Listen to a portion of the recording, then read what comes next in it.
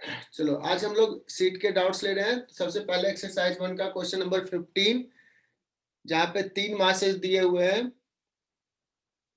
देखो यहाँ पे P से लेकर के हमें निकालना है सेंटर ऑफ मास का डिस्टेंस। ओरिजिन है P। तो मैंने बोर्ड पे पहले दिखा देता हूँ।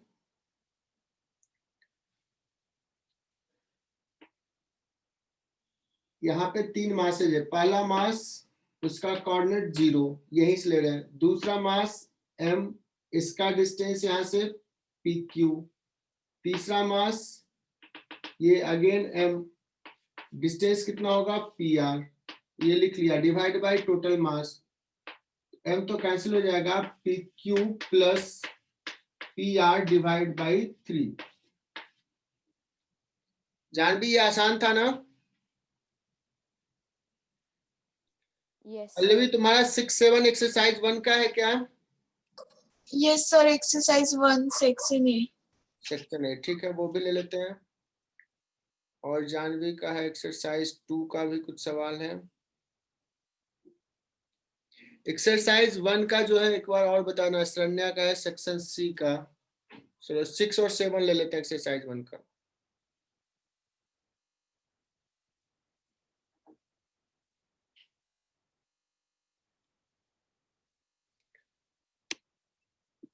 क्वेश्चन नंबर 6 पढ़ो। मैं ऐसे सवाल में हिंट देते जाता हूं, हो जाएगा। हालांकि देखो यहाँ सॉल्व भी किया है। इन HCl molecules, separation between the nuclei of the 2 atom is given, और सेंटर ऑफ मास निकालना है हाइड्रोजन एटम से। Centre of mass of the molecule, distance from the hydrogen atom. अब देखो ये भी दे दिया है कि हाइड्रोजन से कितना टाइम्स क्लोरीन ज्यादा है, 35.5 टाइम्स ज्यादा है। देखो ये फॉर्मूला लिखा हुआ है, दिख रहा होगा, RCM is equal to M1R1 plus M2R2 divide by total mass, है ना। तो हाइड्रोजन को ही ले लिया सेंटर, तो उसका R1 हो जाएगा 0। 35.5 इंटू उसका सेंटर का डिस्टेंस। पल्लवी समझ में आ रहा है? डिवाइड बाई, यस सर, समझ गया। यहाँ पे कैलकुलेशन मिस्टेक कर दिया, ये 10 दे दिया, ये 10 नहीं है, 1.0 है। इधर हालांकि ठीक लिखा है 36.5।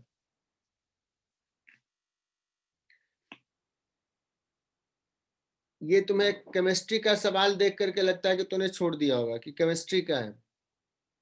बहुत ही सिंपल सा है। The distance between the carbon atom and oxygen atom in carbon monoxide is this, है ना। वही सवाल है फिर से। पोजीशन ऑफ सेंटर ऑफ मास, तो एक का मास ले लेंगे 16 और एक का मास ले लेंगे 12। ठीक है, इसको भी समझाऊं क्या? No sir. अगर किसी को बोर्ड पे दिख रहा है तो देख लो। एक हो गया 12 मास का, एक हो जाएगा 16 मास का। सेंटर ऑफ मास, ये डिस्टेंस दिया हुआ 1.1 एंगस्ट्रॉम।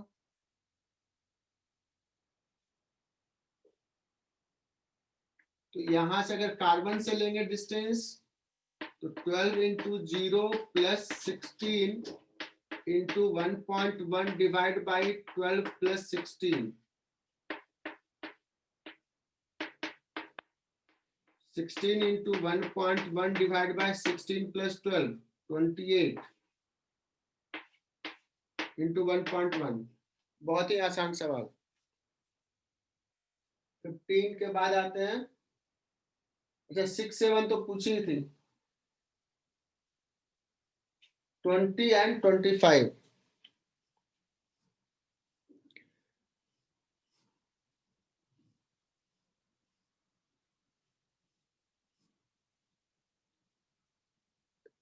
जानवी 19 हो गया था। 19 अच्छा सवाल है।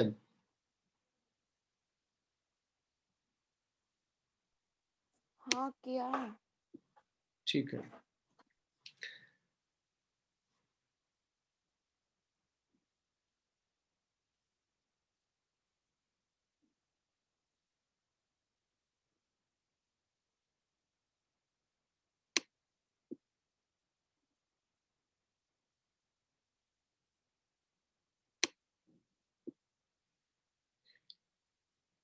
चलो 20 देखते हैं। 20 4 particle of mass m, 2m, 3m, 4m arranged at the corner of a parallelogram.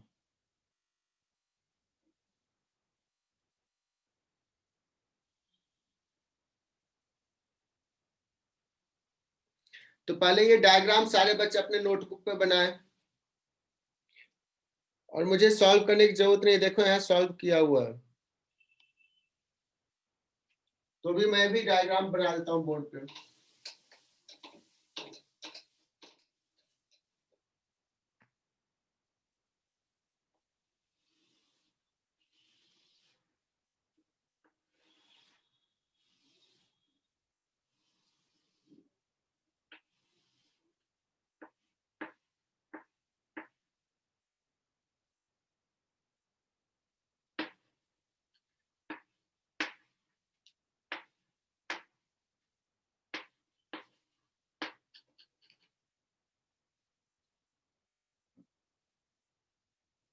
ठीक है,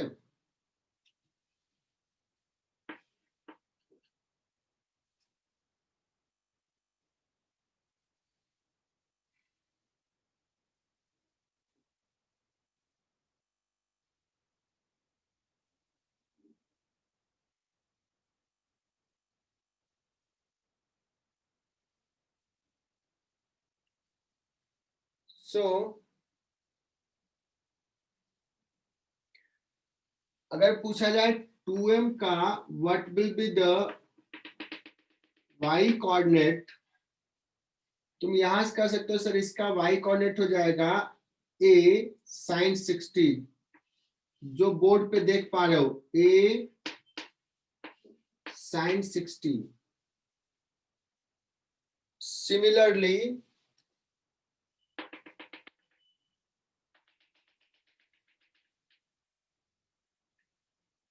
3m का भी तो वही रहेगा, क्योंकि ये 60 डिग्री है, तो this is also 60 degree,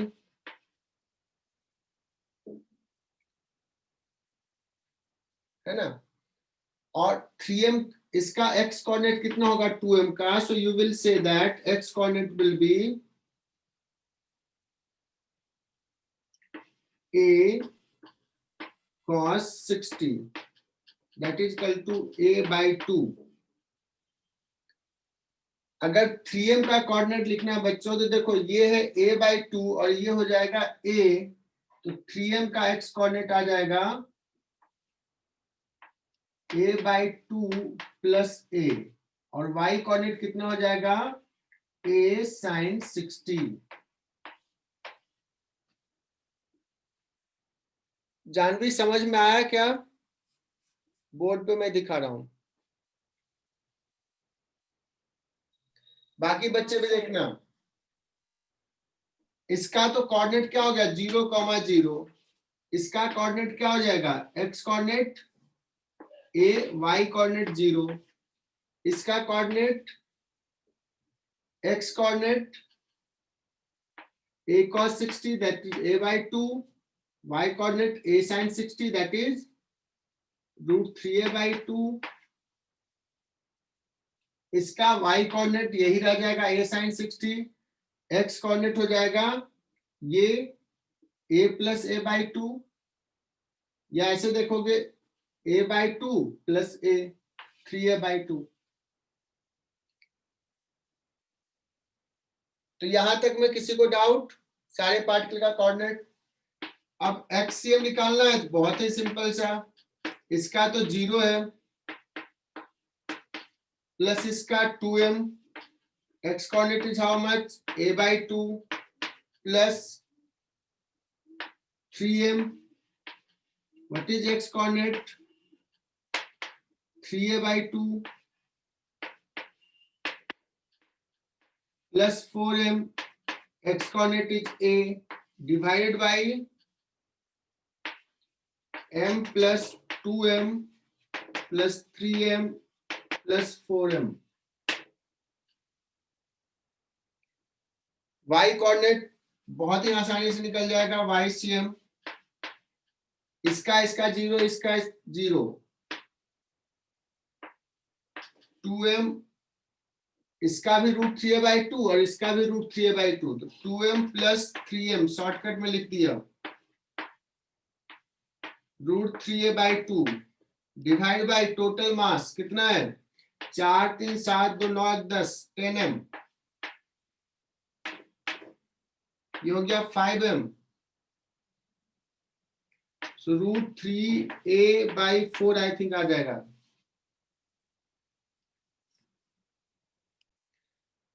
next exercise 1 का क्वेश्चन नंबर 29 ले रहा हूं बच्चों। यहाँ पे ना 2 हाफ रिंग दिया है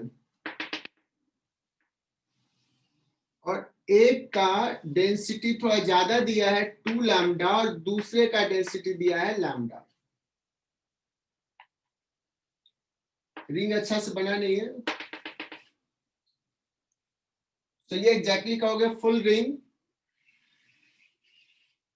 अब बेटा इसको मान लिया मैंने मास m1 और इसको मान लिया मान लो m2, तो तुम m1 = ऐसे ही बता सकते हो 2m2 होगा, या अगर m1 लिखना भी है तो लिखोगे 2 lambda into pi are, m2 लिखोगे लैम्डा इंटू पाई आर। अब देखो इस हाफ रिंग को मैं कहां पे एक पॉइंट मानूं तो किस पॉइंट पे हो सकता है वो, तो हमने निकाला सेंटर ऑफ मास 2r/π, इसको मानेंगे यहां पे। तो देखो यहां से ज्योमेट्रिकल सेंटर से इधर एक पार्टिकल है कितना डिस्टेंस पे 2r/π पे, जिसका मास है m1, और इधर भी है 2r/π पे जिसका मास है m2। m1 = है 2m2, डबल है m2 का। So centre of mass HCm =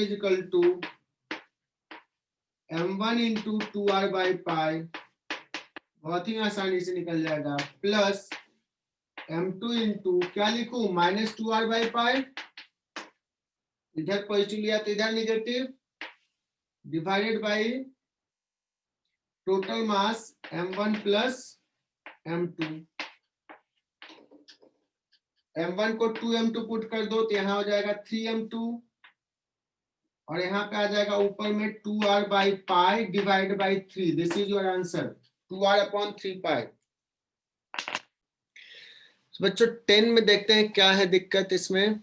2 sphere of mass 2m and m are initially at rest at distance r apart. Due to mutual force of attraction, they approach each other. When they are at separation r/2, the acceleration of center of mass of the sphere would be। देखो इसका तो answer बच्चों कुछ calculate करने की जरूरत ही नहीं है, चूंकि इसमें जो फोर्स लग रहा है mutual force of attraction, that means this is internal force. तो जब इंटरनल फोर्स है तो सेंटर ऑफ मास का मोशन इंटरनल फोर्स चेंज नहीं करेगा।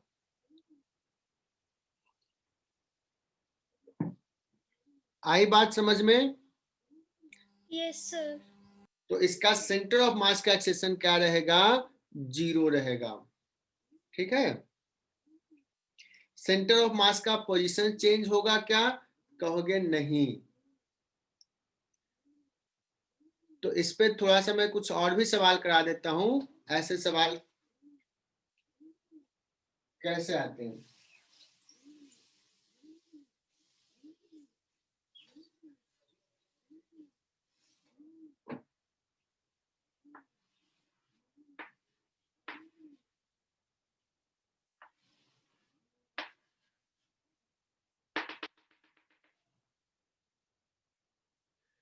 सुनना, इसके बीच का डिस्टेंस अभी सपोज r है और कुछ देर बाद इसका डिस्टेंस हो जाएगा लेट्स r/2। ये नजदीक आया, इसको छोटा दिखा दिया, चलो ऐसे उसके बाद इसका डिस्टेंस हो गया r/2। तो पूछेगा सेंटर ऑफ मास कितना डिस्टेंस मूव किया है, कहोगे 0, बिकॉज ये जो मोशन हो रहा है ड्यू टू इंटरनल फोर्सेस, एक दूसरे पे जो फोर्स लगा है उसके कारण, एक्सटर्नल फोर्स नहीं है ना।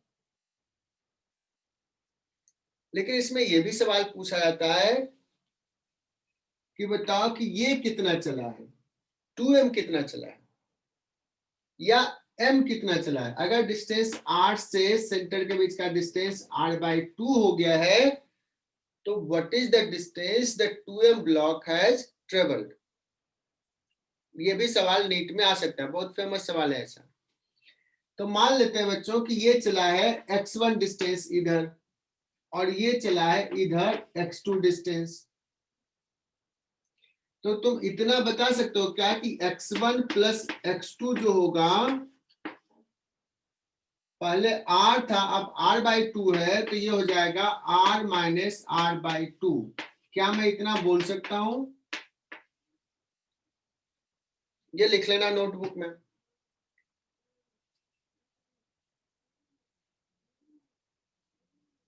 Two blocks are initially at rest. They start moving towards each other due to mutual attraction of force. Initial distance is r. When distance becomes r/2, how much distance 2m block has moved?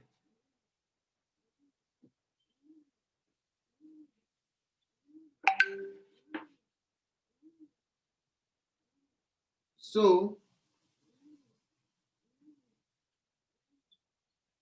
अब सवाल आता है कि हम अब solve कैसे करें। x1 plus x2 तो r/2 है, बट x1 क्या है? तो मैं फॉर्मूला लिखता हूं, डेल्टा xcm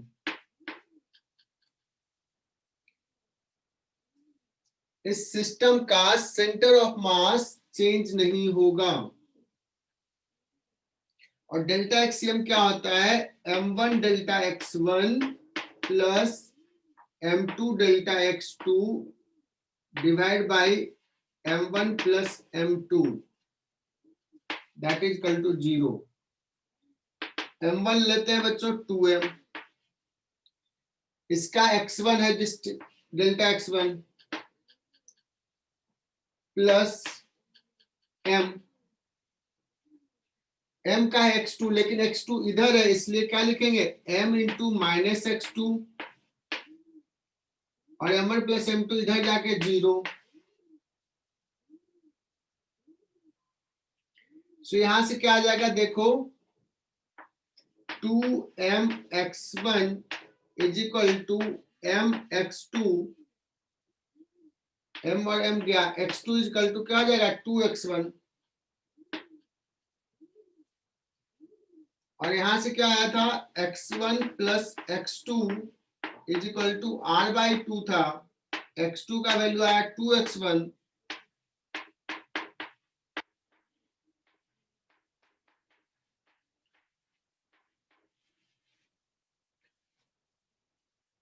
ये तो मैथमेटिक्स हो गया। या ऐसे भी सोचो, मान लो बहुत जल्दी गेस करना है,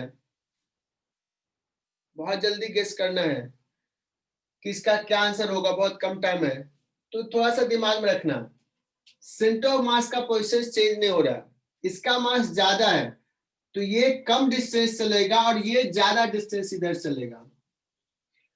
अब दोनों मिलकर चला है r/2, तो ये r/4 से कम चलेगा और ये r/4 से ज्यादा चलेगा। समझ में आया कुछ बात? अगर Yes, दोनों sir. का मास इक्वल होता और दोनों मिला के r/2 चला होता तो ये भी r/4 और ये भी r/4 आता। तो ये जो भी समझाया ये इंपॉर्टेंट है, ये हेल्प करेगा आगे के सवाल में। तो देखना एक इंपॉर्टेंट सवाल अपने नोटबुक में सारे बच्चे लिखेंगे, सारे बच्चे लिखेंगे, क्लास में नहीं कराओ बट ये इंपॉर्टेंट है।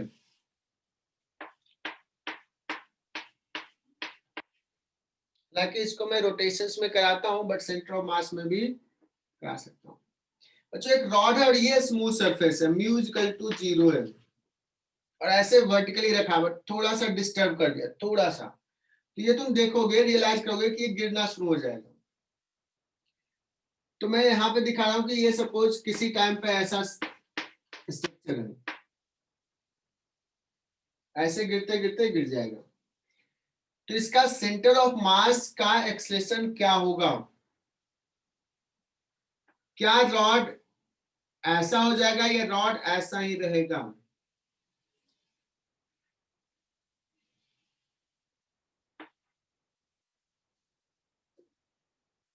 सारे बच्चे सुनना, इस रॉड पे फोर्सेस कौन कौन सा है?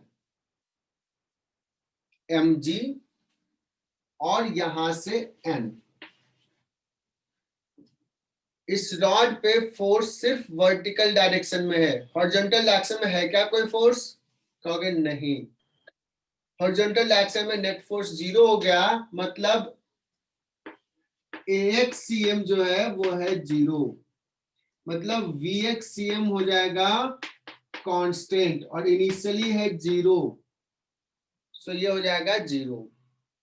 जब VXCM 0 है तो डेल्टा XCM क्या हो जाएगा? 0।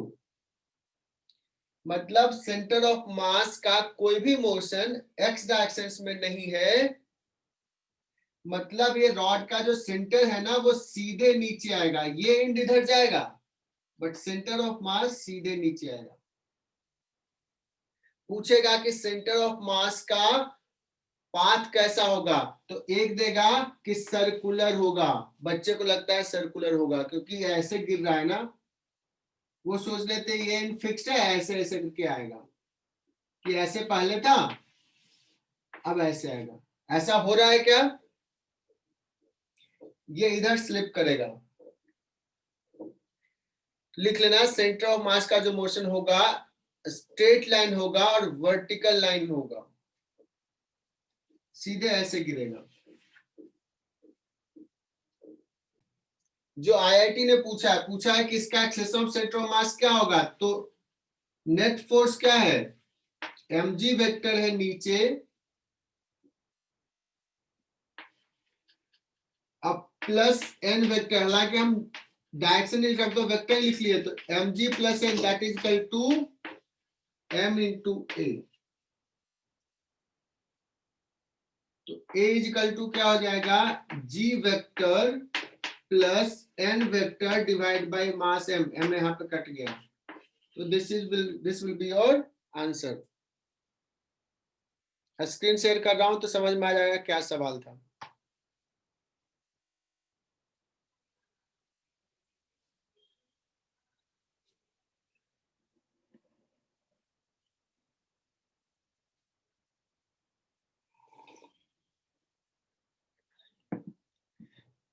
किसी को लग रहा होगा कि सर यहाँ माइनस साइन क्यों नहीं लिखे?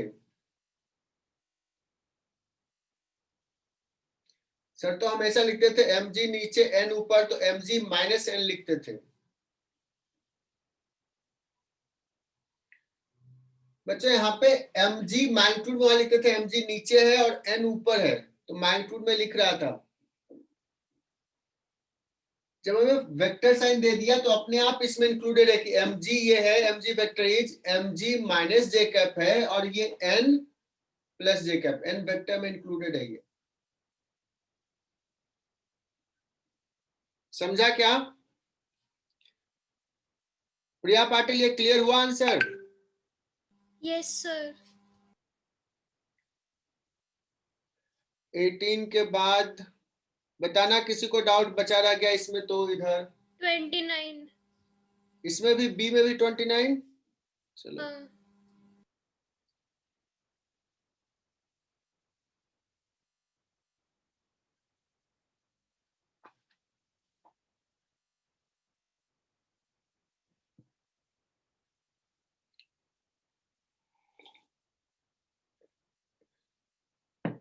ये तो हो गया वर्क पावर एनर्जी का।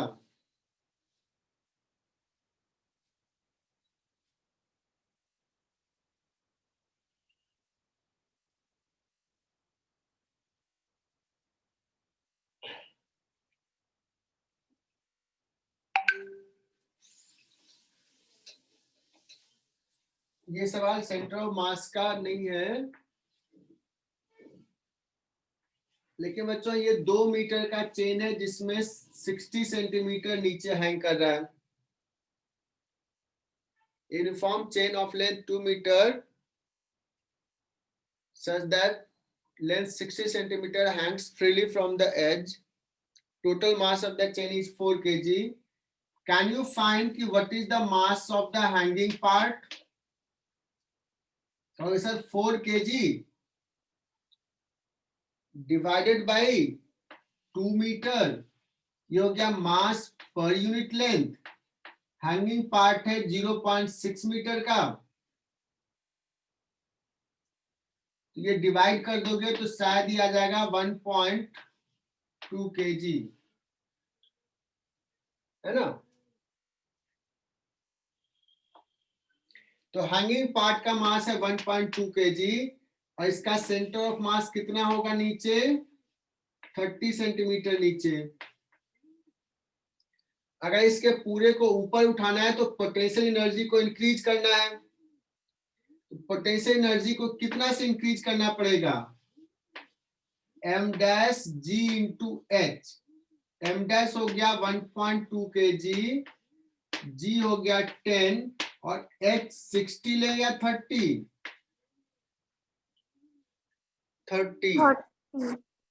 इतना जूल पोटेंशियल एनर्जी इंक्रीज होगा अगर हमें उठा के रखना है यहां से यहां। तो दैट मीन्स पोटेंशियल एनर्जी जो इंक्रीज करना है 3.6 जूल करना है, तो हमें इतना वर्क करना पड़ेगा। जैसे मैं लिख लेता हूं delta K plus delta U that is equal to work done by external force. बच्चों ये समझना है, यहाँ पूछा है work done by external force, और जनरली उसको उठा के रखते हैं तो स्लोली रखते हैं, इसको कुछ काइनेटिक एनर्जी नहीं देते हैं, तो डेल्टा के रहेगा 0, तो जो डेल्टा यू हुआ है वही work done by external force है।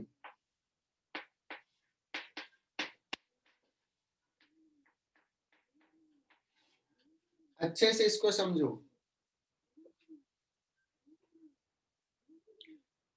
$29 क्लियर? Yes, sir.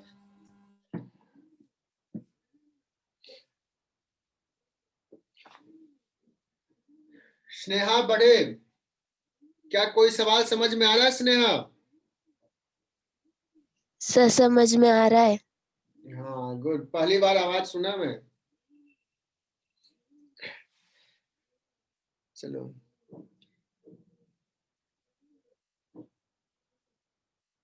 और हम लोगों का भी डाउट सेशंस भी रहता है वहां पे सेंटर पे, तो जिन बच्चों को कुछ डाउट है, जो लगता है कि चलो ऑनलाइन में नहीं समझ में आ रहा है, चल के सर से पूछ लेते हैं, किसी दिन आ जाओ, मिल लेते हैं वहां पे।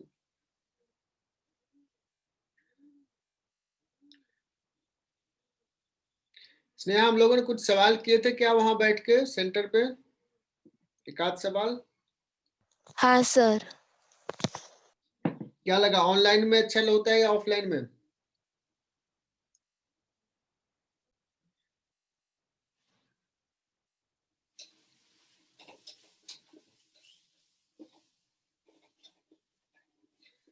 देखो प्रैक्टिस से ही चीजें कॉन्सेप्ट क्लियर होगा, और बुकलेट्स पूरा सीट पूरा सॉल्व करना है।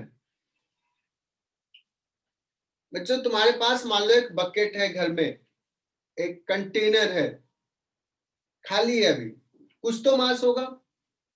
मान लो इसका मास जो है ये है 2 kg का, है ना। अब बताओ इसका सेंटर ऑफ मास कहीं तो होगा, सेंटर ऑफ मास कहाँ, यहाँ तो नहीं होगा, कहीं तो होगा, यहाँ कहीं होगा, centre of mass of the bucket. अब क्या किया, इसमें पानी फिल कर दिया, वाटर फिल कर दिया, सपोज 10 kg वाटर फिल कर दिया, और वाटर का सेंटर ऑफ मास अभी सोचो लगभग यहाँ मिडिल में, इसका भी यहाँ तो overall centre of mass water plus can का सेंटर ऑफ मास यहां हो गया, ये suppose centre of mass of water हो गया, ये हो गया कैन का,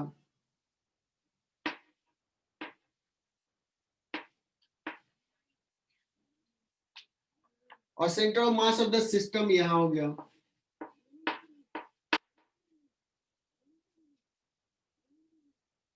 अब क्या किया, किसी बच्चे ने इसमें होल बना दिया,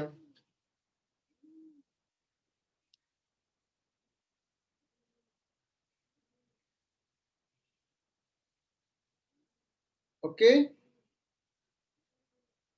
अब बताएं जब वाटर इससे बाहर निकलने लगा तो द होल वाटर का लेवल जो है डिक्रीज हो रहा है, तो इसका वाटर का सेंटर ऑफ मास नीचे आ रहा होगा। तो वाटर का सेंटर ऑफ मास नीचे आएगा तो कैन यू गेस कि सिस्टम का भी सेंटर ऑफ मास नीचे आएगा।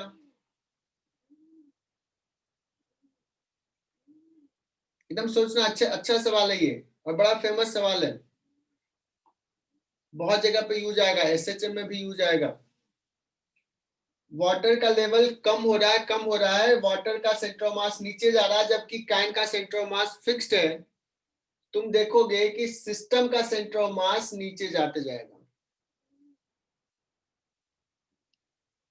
सुनना, क्यों नीचे जा रहा है, उसका दो रीजन। एक तो वाटर का मास भी कम हो रहा है और उसका सेंटर ऑफ मास भी नीचे जा रहा है, दोनों फैक्टर है।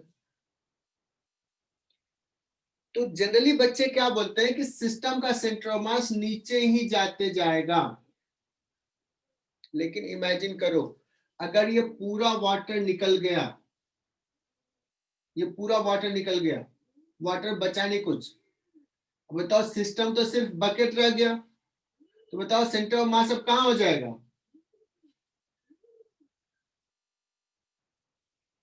बकेट के सेंटर ऑफ मास पे। इसका मतलब ये हुआ कि सेंटर ऑफ मास पहले डिक्रीज कर रहा था, और एक पॉइंट के बाद फिर सेंटर ऑफ मास ऊपर जाने लगा होगा, तभी तो फिर से यही कैन के पास पहुंच गया, है ना। और फेमस सवाल क्या है वो बताता हूं मैं। सवाल ये है कि एक हॉलो स्फीयर है और इसमें वाटर फिल्ड है। जो ओरिजिनल सवाल है उसी को मॉडिफाई करके किसी ने ऐसे बना दिया है कि ये हॉलो स्फीयर है, इसमें वाटर फिल्ड है और इसमें लीकेज कर दिया, बना दिया। तो पहले इसका सेंटर ऑफ मास यहाँ पे, वाटर का भी सेंटर ऑफ मास यहाँ पे, सिस्टम का सेंटर ऑफ मास भी यहीं पे। लेकिन जैसे जैसे वाटर का लेवल कम होते जाएगा, वाटर का सेंटर ऑफ मास नीचे जाते जाएगा, तो सिस्टम का भी नीचे जा रहा है। लेकिन इमेजिन कि जब सारा वाटर बाहर निकल गया तो फिर से सिस्टम का सेंटर ऑफ मास यहीं आ जाएगा। दैट मींस सेंटर ऑफ मास पहले नीचे गया है और फिर एक पॉइंट के बाद फिर ऊपर आना शुरू हो गया होगा, और जब वाटर पूरा निकल गया तो फिर से यहीं पहुंच गया। प्रथमेश, क्या ये कॉन्सेप्ट क्लियर हुआ?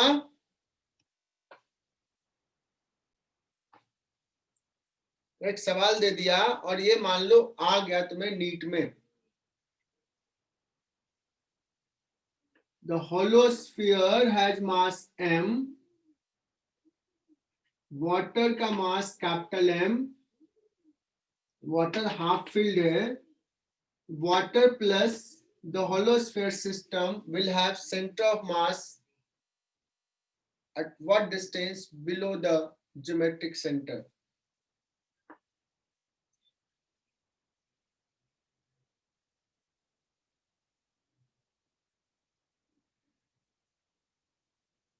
किसी को कोई आइडिया कि हाँ सर हम सॉल्व कर लेंगे? हाँ सर। रोहित भाई? पल्लवी, गलत आंसर है, दोनों का मास अलग अलग दे रहा हूं, इसका स्मॉल m, इसका कैपिटल M। तो जब तक ये रिलेशंस नहीं पता तब तक कैसे बोल सकते हैं कि r/2 r/4। तूने दोनों का मास इक्वल ले लिया होगा, और इक्वल ले लिया तो भी गलत है। किसी को कोई याद है कि कुछ जरूरत पड़ रहा है, कुछ डेटा नहीं याद है तो मुझसे पूछ लो। तुम्हें कोई जरूरत पड़ रहा है कुछ डेटा का? पल्लवी, लोकेशा, रोहित, ट्राई करो। क्या किस चीज की जरूरत है? तनिष्का, तनुषा, रेडियस। रेडियस। ठीक है, रेडियस तो दे दिया आर के टर्म में ऐसे बताना है। और कुछ तुम्हें जरूरत है जो तुम्हें नहीं याद है? सर कैपिटल एम और स्मॉल एम में क्या रिलेशन है? स्मॉल एम और कैपिटल एम में ही आंसर आना है, लाना है।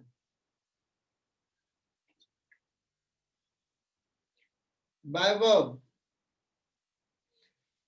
तुम्हें कोई चीज नहीं याद है तो वो मुझसे पूछ लो कि सर इसका वैल्यू क्या होता है।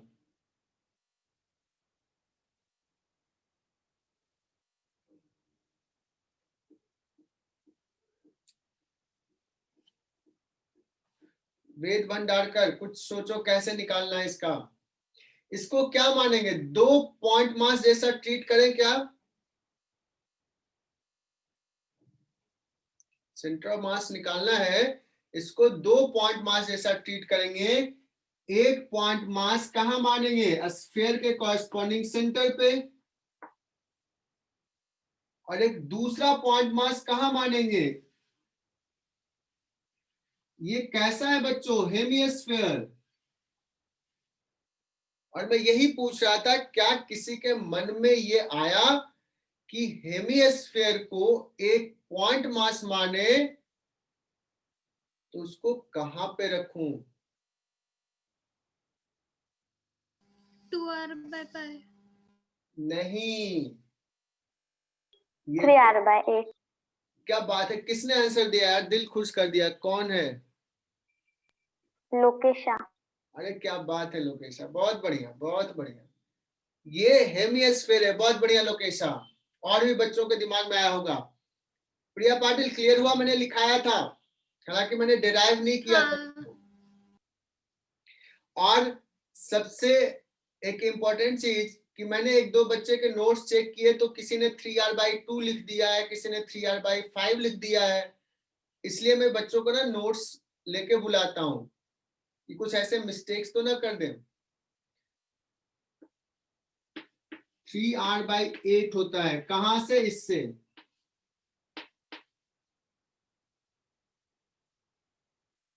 तो अब देखो क्या हो गया, एक मास स्मॉल एम है, हाँ, और एक कैपिटल एम 3r/8 पे, तो YCM हो जाएगा m इंटू 0, इसी को सेंटर लेके कर रहे हैं, plus capital M into 3r/8, downward को ही पॉजिटिव ले लेता हूं, divide by small m plus capital M। Capital M 3r/8, small m plus capital M. This will be your answer. और यहां से किधर होगा? नीचे होगा, कहीं यहां होगा, इस डिस्टेंस पे।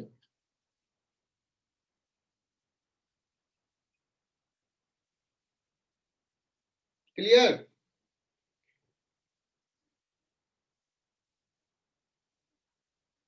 अगर ये पूरा फुल होता तो यहां था सेंटर ऑफ मास सिस्टम का, थोड़ा सा कम हुआ तो नीचे गया नीचे गया नीचे गया। और सोचो ये अगर पूरा वाटर चला गया तो सिर्फ फर्स्ट स्फीयर बचा तो फिर से यहां आ गया। That means centre of mass will first decrease, मतलब नीचे जाएगा, and then starts going up and again it will reach to C।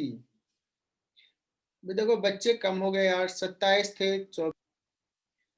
ऐसा सवाल एसएचएम में फेस करोगे कि ये कंटेनर है, इसका centre of mass, sorry water यहां से लीक कर रहा है, और कुछ बच्चों को तो पता है टाइम पीरियड होता है √2π root under L upon, complete करो कोई।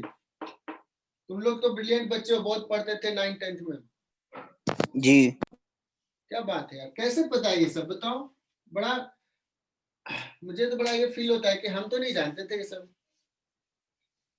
एनीवे बहुत बढ़िया। 2 pi root under l by g, that means simple pendulum का टाइम पीरियड इसके मास से इंडिपेंडेंट होता है। और एल क्या होता है, तो पॉइंट ऑफ सस्पेंशन से इसका सेंटर ऑफ मास का डिस्टेंस। तो जैसे जैसे वाटर लीक कर रहा, सेंटर ऑफ मास पहले नीचे आएगा, तो एल विल फर्स्ट इंक्रीज। तो टाइम पीरियड क्या होगा, टाइम पीरियड विल इंक्रीज।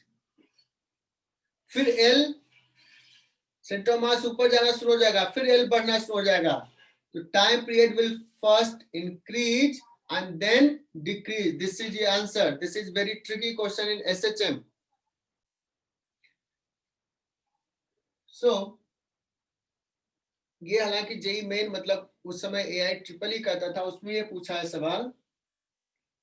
देखने से डरावना है, बट हालांकि सॉल्व करने जाओगे तो बहुत डरावना शायद नहीं हो। लीनियर मास डेंसिटी चेंज करा है, सो यू कैन गेस कि अगर ये लीनियर मास डेंसिटी कांस्टेंट होता, लीनियर मास डेंसिटी कांस्टेंट अगर होता, तो सेंटर ऑफ मास कहां पे होता, मिड पॉइंट पे। आ रहा समझ में? मतलब कांस्टेंट का मतलब ये कांस्टेंट तो x टू द पावर 0 ना, x टू द पावर 0 क्या होता है 1। n अगर 0 होता तो सेंटर ऑफ मास इसका कहां होता बच्चों, मिड पॉइंट पे, x इक्वल टू L/2 पे। अगर मान लो मैं कोशिश करता हूं ये सवाल को सॉल्व करना एग्जाम में, मैं पूरा डिटेल में नहीं जाता हूं, जस्ट गेस करता हूं, x इक्वल टू 1 होता, मतलब इधर से जा रहे हैं तो वैल्यू क्या हो रहा है, बढ़ रहा है डेंसिटी का, मतलब L/2 से इधर का डेंसिटी ज्यादा, इधर का कम होगा, डेंसिटी कंटिन्यूअसली इंक्रीज कर रहा है। और मैंने ये सवाल करवाया भी है, बट जस्ट गेस करो centre of mass mid point से राइट होगा या मिड पॉइंट से लेफ्ट में होगा, गेस करने के लिए बोल रहा हूं।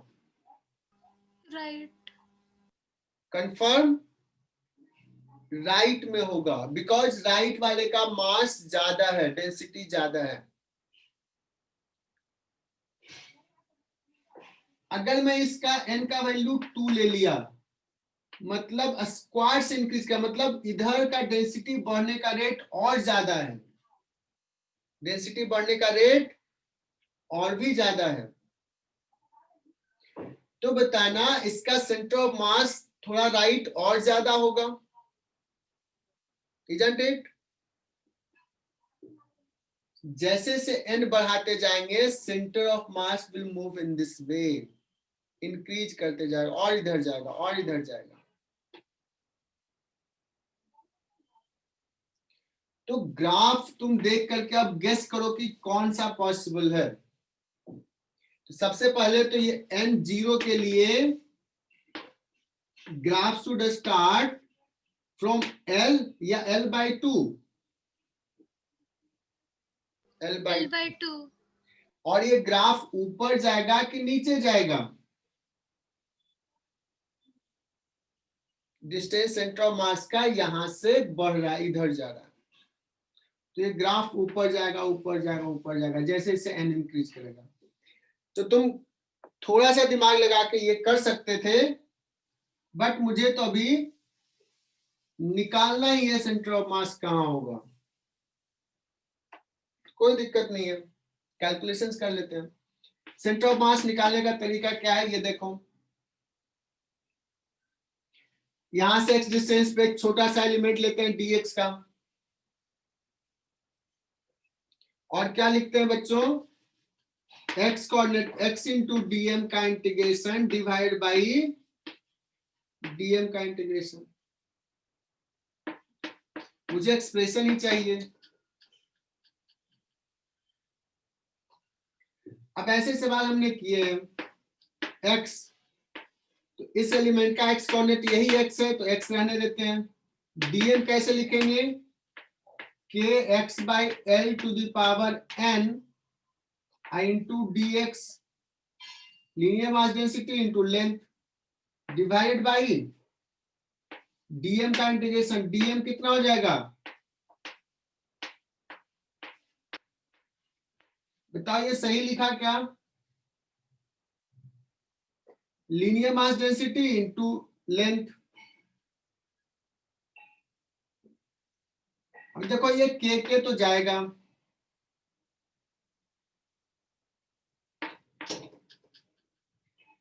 ये x to the power n plus 1 हो जाएगा, ये l to the power n इधर भी है नीचे में भी है तो ये भी चला जाएगा, तो ये बचेगा बच्चों x to the power n plus 1 dx का integration divide by x to the power n dx का इंटीग्रेशन। ये आ जाएगा,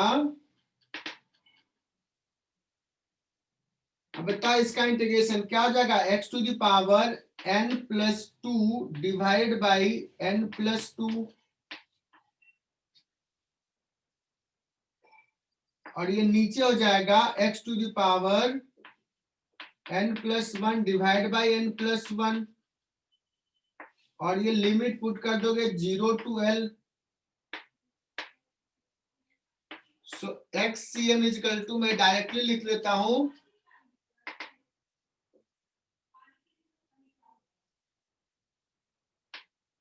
पहले ये वाला कांस्टेंट बाहर लेते हैं, n plus 1 divide by n plus 2,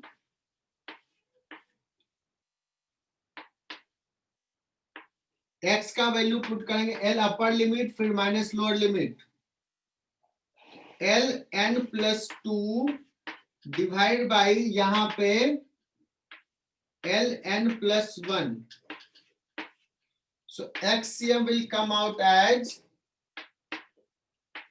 n plus 1 divide by n plus 2, यहां बचेगा l, this is your answer.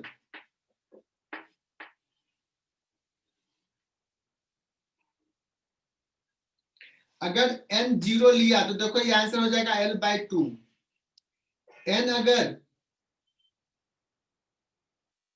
1 लिया answer will be 2l by 3 and so on.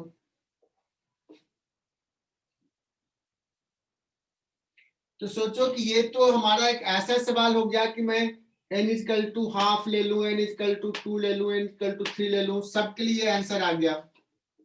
तो इनफैक्ट तुम इसको याद भी कर लोगे तो मेडिकल में फायदा हो जाएगा,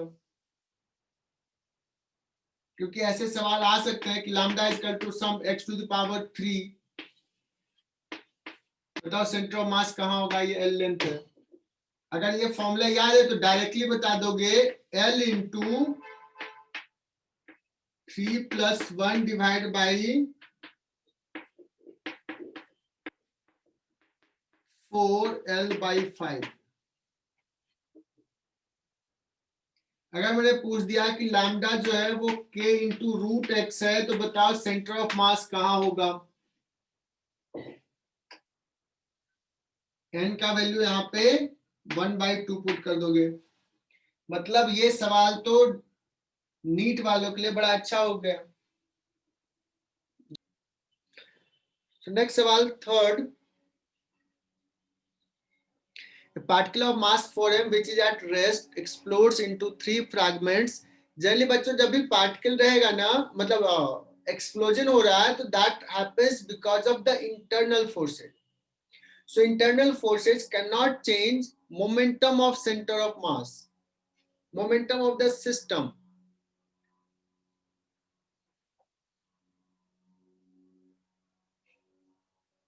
का ये 3 फ्रैगमेंट में बटा है, 2 fragments each of mass m are found to move with a speed v each in mutually perpendicular direction। Total energy released in this explosion is,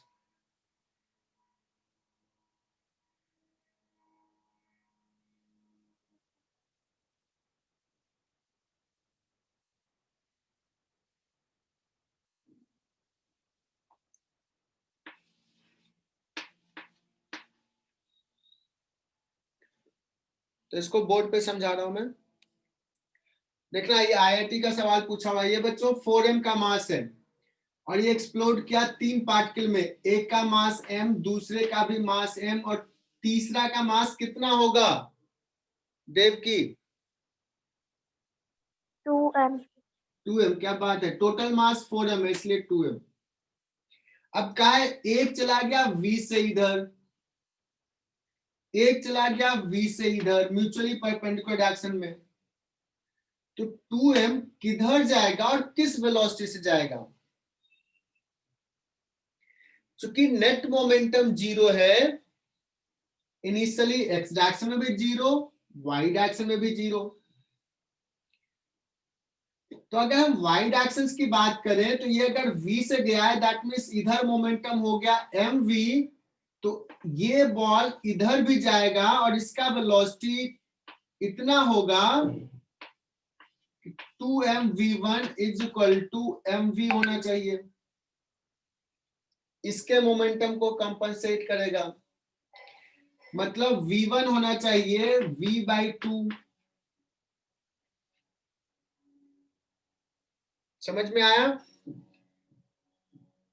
इस डायरेक्शन मोमेंटम जीरो करने के लिए इसको इधर जाना होगा, ये इधर गया है इसलिए इसको इधर जाना होगा, और अगेन इसका वेलोसिटी कितना हो जाएगा v/2।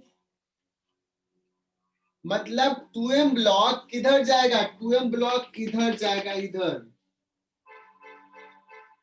45 पे। पूछा what is the total energy of the explosion, that means total kinetic energy of all the particle. आगे सॉल्व करूं प्रिया? हो जाएगा सर. बहुत बढ़िया।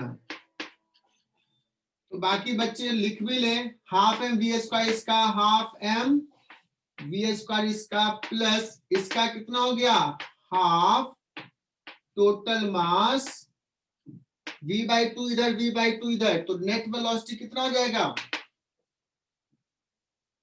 लिखते हैं ना vx square plus vy square, तो v/2 का स्क्वायर प्लस v/2 का स्क्वायर। इसका एग्जैक्टली वेलोसिटी ऑफ 2m अगर लिखना है तो v/2 minus I cap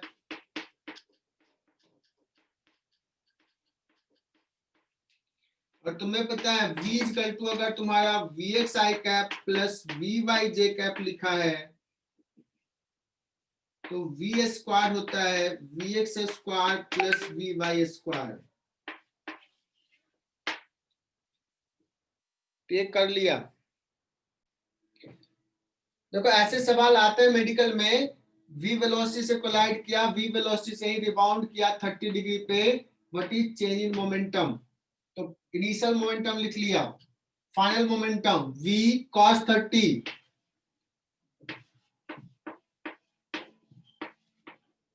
minus I cap, I hope कि ये समझ में आया होगा,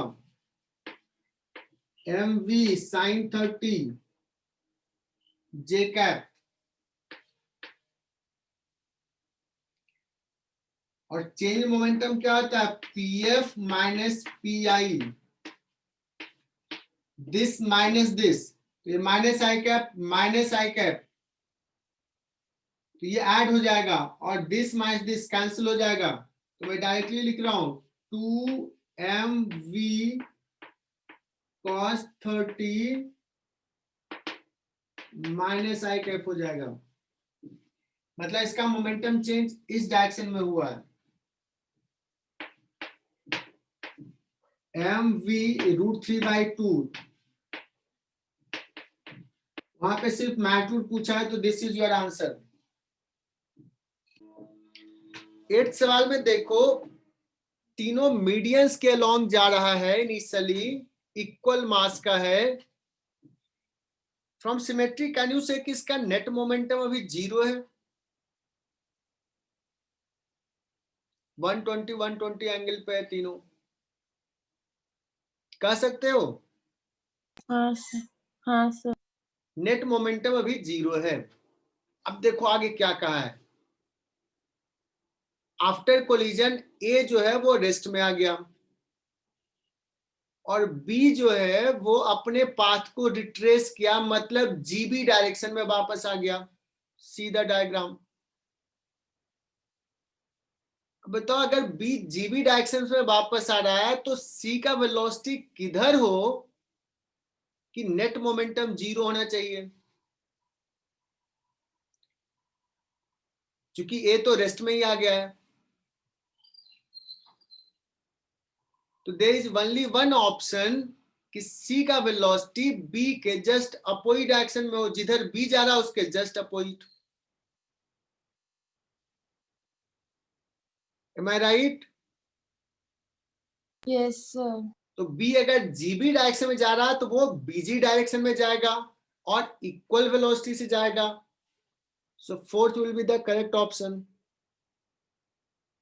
Yes, sir. चलो, तो ये अच्छा सवाल हो गया, सारे बच्चे सीख लिए होंगे। ये कुल मिला के 20 बच्चे अभी बचे हो, 19 बच्चे, एक तो मैं ही हूं, बाकी बच्चे एग्जिट कर, देखो एक एक करके बच्चे निकल गए। बड़ा ये फेमस सवाल है बच्चों।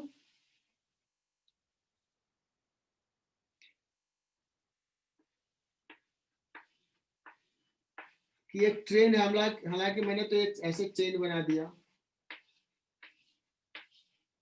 और ट्रेन का लेंथ दिया हुआ है पेरीमीटर के हाफ के बराबर।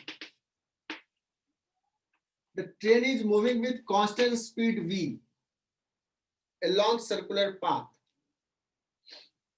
अगर मैं तुमसे पूछूं प्रिया कि इसका एंगुलर वेलोसिटी क्या होगा, ये सर्कुलर मोशन कर रहा है, इसका रेडियस r, तो तुम बता सकते हो कि सर ये v/r होगा?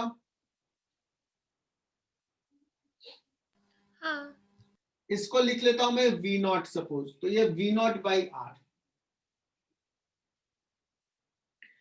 और अब मैं प्रिया पूछता हूं कि अगर इस पूरे ट्रेन को एक मास जैसा ट्रीट करना है, एक पॉइंट मास जैसा,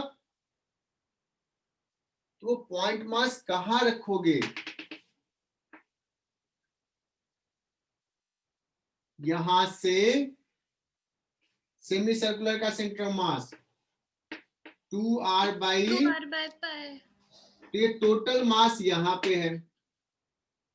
अगर अब ये ट्रेन सर्कुलर मोशंस पे मूव कर रहा है, सर्कुलर पाथ पे, ये एंगुलर वेलोसिटी से, तो ये पॉइंट भी इसी एंगुलर वेलोसिटी से मूव कर रहा होगा इसके अबाउट, है ना? तो ये सर्कुलर पाथ पे ऐसे, जैसे ये जा रहा है ऐसे, तो ये भी जा रहा होगा ऐसे, ये सर्किल कंप्लीट करेगा, ये भी सर्किल कंप्लीट करेगा। तो ये पॉइंट मास का अगर मैं वेलोसिटी पूछूं कितना होगा, तो तुम कहोगे सर ओमेगा इंटू आर, ये v क्या हो जाएगा, ओमेगा इंटू आर।